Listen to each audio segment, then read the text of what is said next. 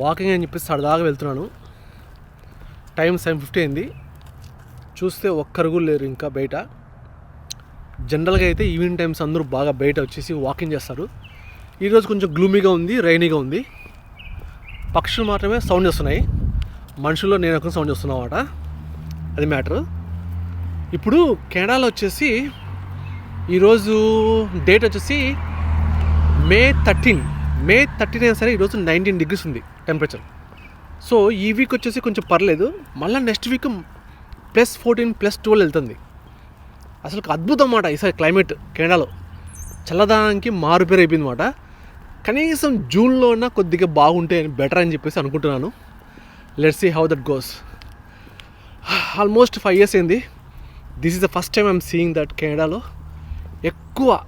ఎక్కువ మంత్స్ చల్లగా ఉండడం. అంటే మనకు మార్చ్ తర్వాత కొంచెం క్లైమేట్ అనేది డౌన్ అవుతుంది, కానీ మార్చ్ అయిపోయింది, ఏప్రిల్ అయిపోయింది, మే మిడ్ వచ్చేసాం, అయినా ఇంకా చల్లగా ఉంది. ఇలా జాకెట్ వేసుకుని తిరుగుతున్నాం. That's the power of Canada.